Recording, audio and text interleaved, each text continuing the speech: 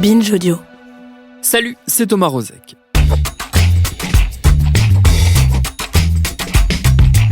Ils nous obligent de 19h à 21h30 à faire 11 courses, ou 12 ou 13. Et nous, ça nous oblige à faire des bêtises. À franchement pas rouler correctement, à prendre des risques, à brûler des feux rouges, à prendre des sens interdits et tout ça. Avant, sur chaque commande, le minimum c'était 4,50. Donc n'importe quelle distance que tu faisais, c'était 4,50. Maintenant, il n'y a plus du tout de minimum.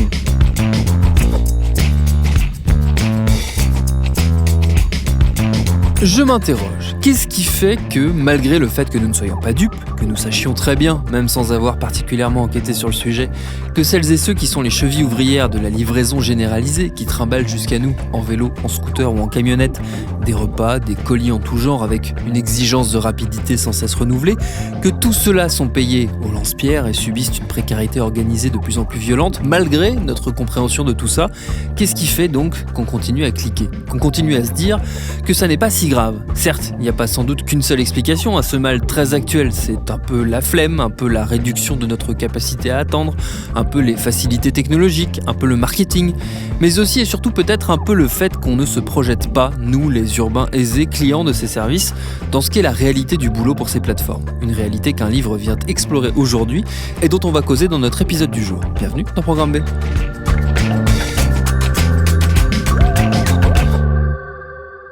Ce livre, il s'appelle Ubérisation, piège à con. Il vient de sortir chez Robert Laffont, signé par mon confrère de Libération Gurvan Kristanajaya. Il y détricote les fonctionnements de ces nouvelles économies, notamment en allant voir de l'intérieur comment elles fonctionnent. Et pour ça, il s'est fait embaucher, tout simplement, ne serait-ce que pour pouvoir échanger avec celles et ceux qui, au quotidien, travaillent pour ces plateformes.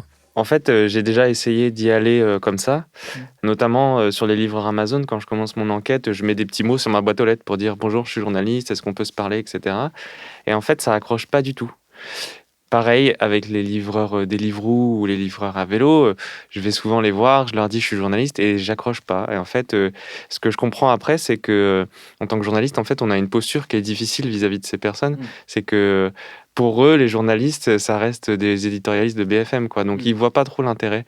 Pour moi, la seule manière de le faire, c'était finalement de me faire embaucher, quoi. En fait, c'était un dernier recours pour moi. J'avais essayé plein de choses avant et je l'ai pas fait juste pour le fun, quoi. Je l'ai fait vraiment parce que c'était une des seules manières de montrer cette réalité-là.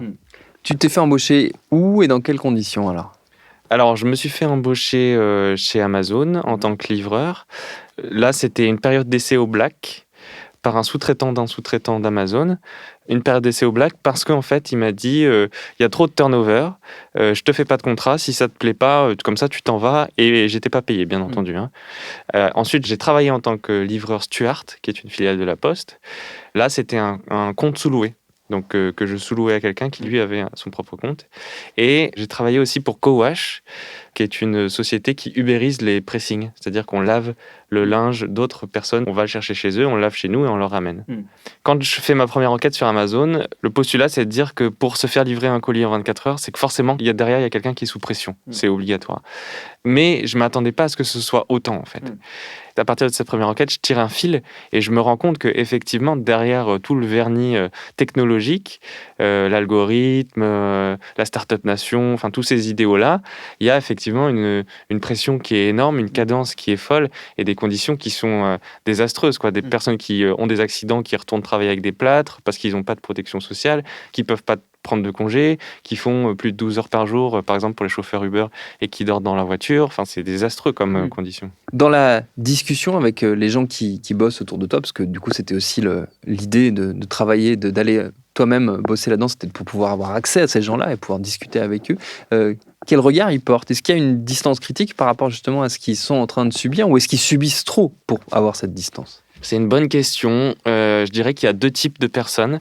Il y a ceux qui sont là depuis longtemps et qui, eux, ont vraiment cru à l'émancipation qui était louée par ces plateformes-là, qui disaient vous allez être votre propre patron, etc. Ces gens-là, ils ont une distance critique parce qu'ils ont connu l'évolution. Et ils disent, moi, quand je suis arrivé, c'était pas ce qu'on m'a promis, et aujourd'hui, c'est quasiment de l'asservissement, quoi. Les nouveaux travailleurs des applis, ceux qui sont arrivés à partir, je dirais, de 2018-2019, qui sont quand même en majorité des jeunes de banlieue et des migrants primo-arrivants, eux, ils sont plutôt dans la survie. Donc, ils n'ont pas de distance critique. Pour eux, c'est ça ou c'est rien, quoi, finalement. Donc, c'est mieux que rien. Ça ressemble à quoi ta première journée chez Amazon, si on commence par là Tu t'en rappelles comment ? C'est très impressionnant parce que tu arrives tôt, à 6h du matin. Il y a plein de voitures de location qui rentrent dans un parking et ça crie dans tous les sens parce qu'il faut aller super vite. Et tu ressors de là avec, de mémoire, plus de 150 colis dans ton coffre à livrer en une journée, sachant qu'on te dit, si tu ramènes des colis avec toi, donc 20 ou 30, tu les auras sur ta prochaine tournée en plus. Donc, il ne faut pas en ramener, quoi. Et là, moi, j'étais avec un formateur. Moi, je me souviens, mon formateur était malade et il dit, je ne peux pas me faire remplacer, il faut que je travaille absolument. Et on a travaillé non-stop, donc de 7h jusqu'à 18h. On a livré le matin plutôt des particuliers. Donc c'est là que tu découvres en fait que tout le monde commande Amazon, c'est assez impressionnant. Et que les gens d'ailleurs t'ouvrent sans trop de pudeur, quoi. Il y a des gens qui t'ouvrent en slip ou qui te parlent à peine ou qui te disent posez-le devant la porte. Et la deuxième partie, c'était des entreprises. Et là, c'est impressionnant de voir que tu peux livrer 50 colis à la même personne dans une entreprise, que les gens de l'accueil, ils voient que ça, que des livreurs Amazon toute la journée. Et tu ressors de cette première journée et t'es épuisé, quoi. Vraiment, pourtant, j'ai fait pas mal de petits boulots, quoi, mais alors ça, c'était vraiment une des choses les plus épuisantes que j'ai fait. Et il y a un côté, il y a une dimension qui faisait partie d'ailleurs des dimensions qui, toi, t'intéressaient, tu l'expliques dans le livre. Il y a un côté que tu décris très bien, c'est la sensation de n'être que un livreur, justement, de plus être un être humain à 100%, c'est-à-dire d'être invisible. Oui, et c'est d'ailleurs une des raisons qui m'a poussé à écrire ce livre, c'était pour visibiliser ces personnes-là, parce que je trouve que c'est ce qui est le plus révoltant en fait quand tu portes ces habits-là, c'est que en fait personne ne te regarde. Et d'ailleurs, ce qui est assez flagrant et ce que je dis au cours de mon enquête à Amazon, c'est que tu prends même pas les couloirs classiques en fait, tu prends les coursives et tu prends les monte-charges pour aller dans les bureaux. En fait, c'est comme si tu étais un sous-citoyen, quoi. Même quand tu es livreur dans la rue, personne ne te regarde. Mais c'est affolant, en fait. Les gens sont au café, ils mangent, ils se disent « Ah, peut-être ce soir, je vais me prendre un Deliveroo » parce qu'ils te voient avec le sac ou un Stuart. Mais ils n'arrivent pas à comprendre que, en fait, c'est un humain, que je suis quelqu'un. Et d'autant plus pour moi, en fait, j'aurais pu être ces personnes-là sur la terrasse. Donc, c'était assez révoltant, en fait, ce sentiment de déclassement, quoi. Et donc, en fait, pour moi, c'était rendu palpable, mais pour ces personnes-là, j'imagine encore plus, quoi. Il y a une autre partie du coup dans l'enquête qui est la partie où tu t'intéresses à la livraison à vélo, qui est donc devenue une espèce de norme comme ça dans les grandes villes, où il y en a absolument partout et c'est devenu très très très très courant. Le point de départ est quand même assez intriguant. On parlait de dérégulation, de désorganisation et de pyramide un peu de la misère qu'il y a derrière. Il y a tout ce système de sous-traitance. Comment tu trouves, est-ce que tu peux nous raconter, comment toi tu trouves ce boulot, comment tu trouves ce compte qui va te permettre de travailler ? C'est très très simple, hein. Sur les groupes sur Facebook, il y a des tas d'annonces de personnes qui proposent des comptes qui leur appartiennent. Donc en gros, en général, c'est des livreurs qui ont plusieurs comptes, un sur Deliveroo, un sur Stuart, un sur Uber Eats, par exemple. Et ils vont louer un des comptes pour qu'ils tournent tout seuls et qu'ils prennent de l'argent. Je contacte 400 personnes et sur les 400, je crois qu'il y en a 2 qui me proposent un compte. Une qui prend plus de 120 € de commission. Donc c'est énorme. Sur une journée complète, hein, on peut faire entre 50 et 80 €, quoi. Et l'autre qui me propose 80 € de commission. Donc je fais un deal avec cette personne-là. Et donc je travaille sous l'identité d'une personne qui n'est pas moi en fait, hein. Et personne ne vérifie à aucun moment que c'est le cas. Et d'ailleurs, j'ai pas de sac. C'est ça qui est le plus marrant, c'est que il me donne le compte et il me dit tu te débrouilles pour te trouver un sac. C'est d'ailleurs pour ça qu'il y a plein de livreurs qui ont des sacs isothermes Picard. C'est que en fait c'est un filon. Tu vas chez Picard, tu as un sac isotherme et voilà. Et bon, moi j'ai réussi à récupérer un sac via Le Bon Coin et via une connaissance et du coup j'ai pu livrer comme ça toute une journée tranquille, quoi. À quoi ça ressemble la journée d'un livreur à vélo, du coup, alors ? En fait, on pense pas quand on les voit comme ça en mouvement. Parce que nous, ce qu'on voit de notre point de vue des livreurs à vélo, c'est le mouvement, en fait, hein. Mais c'est une journée qui est assez immobile. Parce que il faut attendre que ça sonne que tu aies des livraisons, que l'algorithme te choisisse selon un raisonnement qui parfois n'est pas clair. Donc tu attends dans des points stratégiques, souvent en face des fast-food, parce que ça débite pas mal, et tu attends que ça sonne comme ça pendant parfois une demi-heure, 1 heure, et pendant ces temps-là, tu n'es pas payé. Et donc parfois ta première livraison, c'est 5 €. Et donc tu vas faire une livraison de 5 €, puis tu attends de nouveau. Parfois tu livres à 300 mètres du restaurant, et tu vas monter chez la personne, et tu te demandes quel est l'intérêt, quoi. Pourquoi tu t'es pas déplacé. Bon, voilà. Puis c'est quand même galérer pas mal avec les codes. Les gens donnent les mauvais codes, répondent pas au téléphone. Parfois, on t'envoie dans des courses par exemple, je sais pas, en banlieue, alors que toi, tu es à Paris à vélo. Enfin, moi, je l'ai fait à vélo en tout cas. Et tu te dis, si j'y vais, même si je gagne 10 €, est-ce que le retour vaudra le coup ? Je vais mettre 3 quarts d'heure aller, 3 quarts d'heure retour. Enfin, c'est tout un tas de questions comme ça. Par ailleurs, si tu refuses cette course-là qui est loin, tu n'es pas sûr d'en avoir une derrière. Donc, tu vas de nouveau devoir attendre 1 heure. Voilà, donc c'est beaucoup, beaucoup d'attente. Et pendant ces temps-là d'attente, les livreurs, quand même, discutent beaucoup.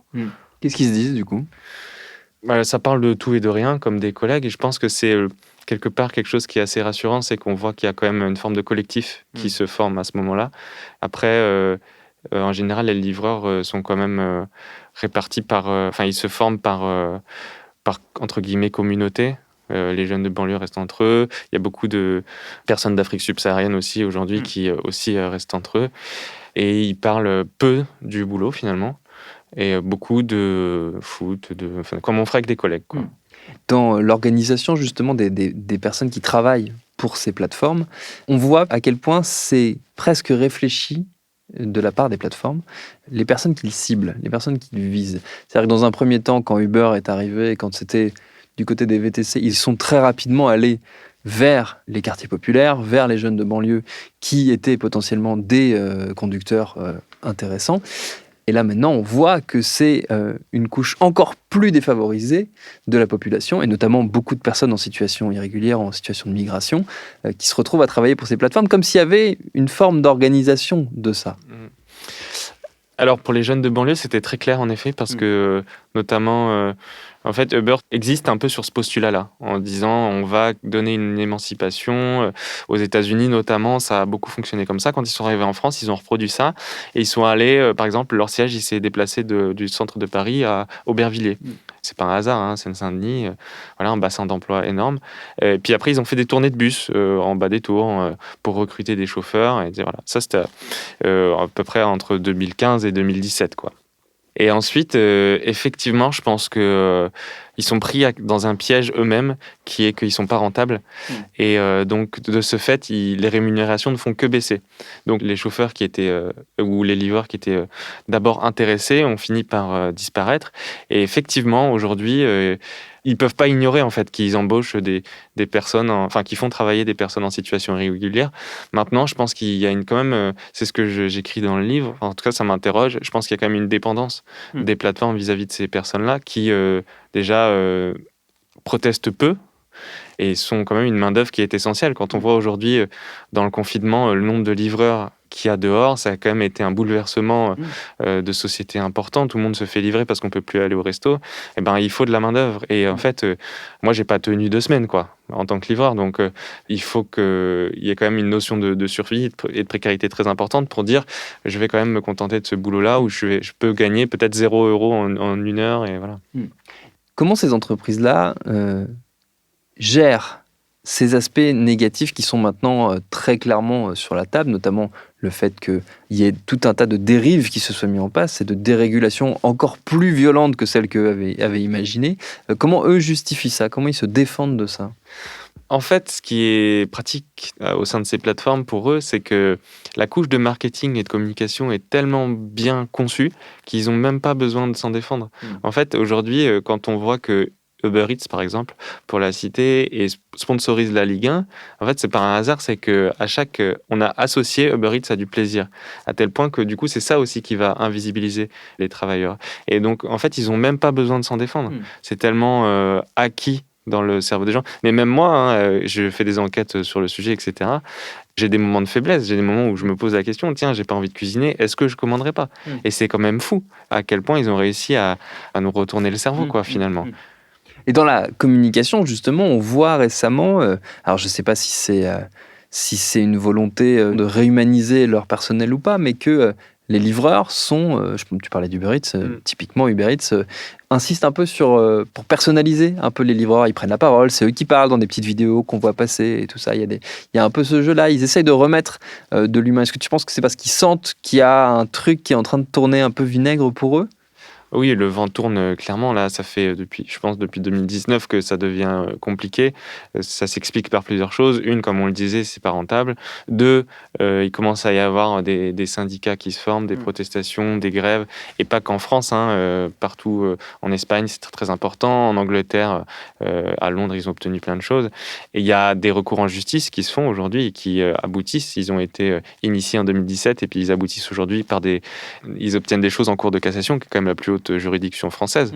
Donc effectivement, le vent tourne et puis il y a eu un changement d'air quand même au sein de la première plateforme Uber qui a quand même initié le mouvement où ils étaient dans une position très très agressive où ils disaient ils arrivent sur un marché, ils dictent les lois aux travailleurs et au gouvernement et puis ils se rendent compte que finalement c'était peut-être pas une bonne manière de faire et aujourd'hui ils ouvrent un peu plus. Par exemple y compris en Californie où ils sont nés, il y a eu un vent assez important de révolte avec une loi qui a failli passer pour salarier les chauffeurs. Et ils se sont dit, bon, si même dans notre bastion, on est attaqué, on va peut-être ouvrir un peu.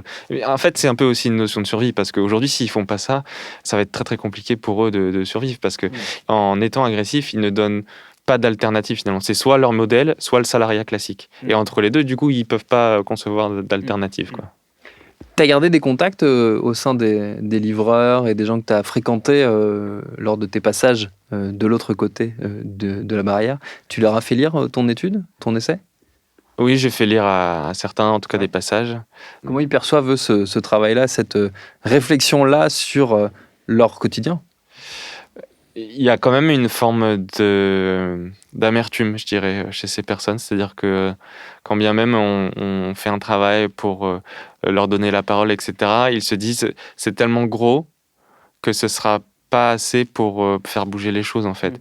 Ils sont même des chauffeurs... Ouais, ils sont résignés, tout à fait. Des chauffeurs que j'ai rencontrés il y a 2 ans, par exemple, et qui avaient déjà une affichette collée sur leur voiture pour vendre leur voiture. Quand je les rappelle aujourd'hui, dire comment ça va, prendre des nouvelles, quoi. Ils disent toujours la même chose. Je suis toujours à essayer de vendre ma voiture. En même temps, je dois quand même travailler chez Uber pour payer mes dettes. Donc, pour eux, ça, c'est... Oui, ils sont vraiment résignés, c'est ça. Ils sont résignés.